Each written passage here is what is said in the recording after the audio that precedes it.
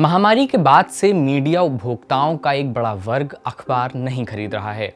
Digital media से प्रतिस्पर्धा के चलते विज्ञापन दरों में करीब 40% की कमी हुई है। कुछ अपवादों को छोड़ दें तो न्यूज़ मीडिया क्षेत्र के लगभग सभी बड़े नाम खतरे की स्थिति से बाहर आने के लिए संघर्ष कर रहे हैं। महामारी के बाद भारतीय न्यूज़ मीडिया अस्तित्व के संकट से गुजर रहा है। विज्ञापन खर्च के पैटर्न में आमूलचूल बदलाव हुए हैं, क्योंकि प्रिंट और टीवी समाचारों के अग्रणी नामों के राजस्व में 35 से 40% की गिरावट आई है। ऐसा होना समाचार मीडिया को किसी बड़े कारोबार द्वारा अधिग्रहण के लिए और अधिक संवेदनशील बना रहा है। यहाँ तक कि अडानी समूह के मीडिया में प्रवेश करने की खबरें आ रही हैं। ऐसा बहुत संभव है कि अडानी ऐसी कंपनी को अधिग्रहित करें जो अपना अस्तित्व बचाने के लिए संघर्षरत हो। मुकेश अंबानी समूह, बिरला और अन्य कॉरपोरेट्स पहले से ही समाचार मीडिया में निवेश कर रहे हैं और ज्यादातर संकट के समय हुई बिक्री के चलते आंशिक या पूर्ण स्वामित्व प्राप्त कर चुके हैं। कई छोटे अखबारों और टीवी चैनलों को बड़े कॉरपोरेट्स द्वारा नियमित रूप से सब्सिडी, कभी-कभी अनौपचारिक रूप से ब्रिज लोन के जरिए भी दी जाती है। प्रिंट और टीवी में विज्ञापन की स्थिति में सुधार हो रहा है, लेकिन विज्ञापन दर अब भी लगभग 40% कम है, क्योंकि डिजिटल विज्ञापन बहुत सस्ता है। देत्सू की एक रिपोर्ट के अनुसार देश में 2020 में 13% की गिरावट के बाद 2021 में भारत में विज्ञापन खर्च कुल 10% बढ़कर $9 बिलियन हो सकता है।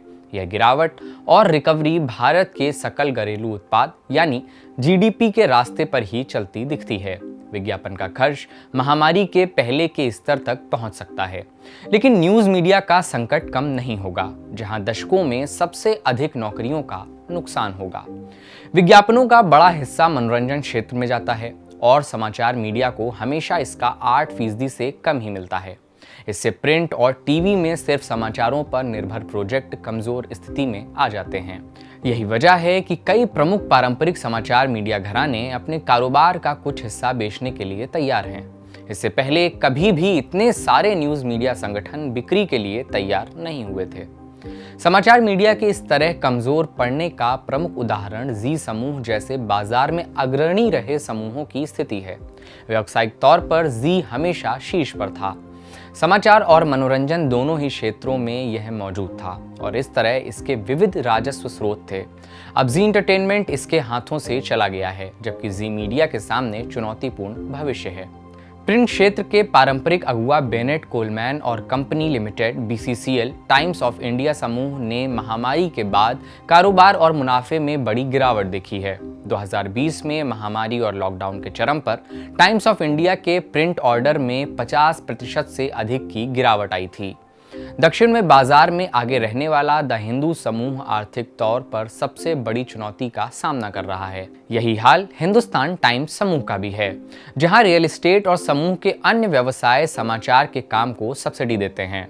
आमतौर पर पिछले एक दशक में पारंपरिक समाचार मीडिया की लाभप्रदता यानी प्रॉफिटेबिलिटी 90% से अधिक घटी है।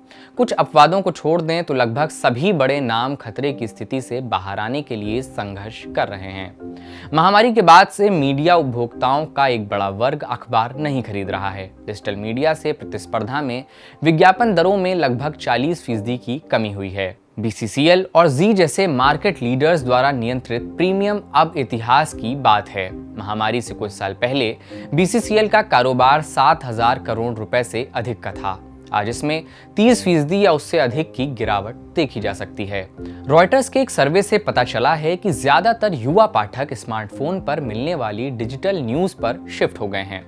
इससे भी बदतर डिजिटल क्षेत्र के विज्ञापन में हुआ बड़ा बदलाव यह है कि इस पर बड़े पैमाने पर गूगल, फेसबुक और यूट्यूब जैसी बड़ी टेक कंपनियों द्वारा कब्जा कर लिया गया है, जिससे पारंपरिक मीडिया को नुकसान ही पहुंचा है। टीआरपी घोटाले के कारण उपजी विश्वसनीयता के संकट और इसके बाद हुए आधिकारिक बार की टीवी रेटिंग के निलंबन ने भी विज्ञापन दाताओं को टीवी से डिजिटल की ओर धकेल दिया है। विज्ञापन दाताओं का कहना है कि उन्हें डिजिटल प्लेटफॉर्म पर मिलने वाली पाठकों या दर्शकों की संख्या की पारदर्शी व्यवस्था पर भरोसा है।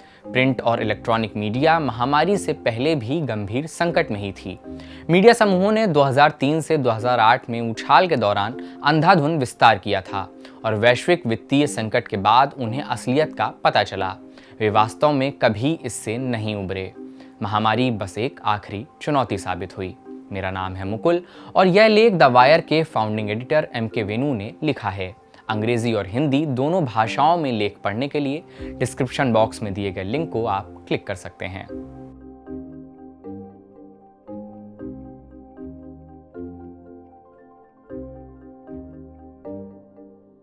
द वायर के और वीडियोस देखने के लिए सब्सक्राइब करें और बेल आइकन पर क्लिक करें। स्वतंत्र पत्रकारिता की आर्थिक मदद करने के लिए डिस्क्रिप्शन में दिए गए लिंक पर जाएं और अपनी राशि चुनें।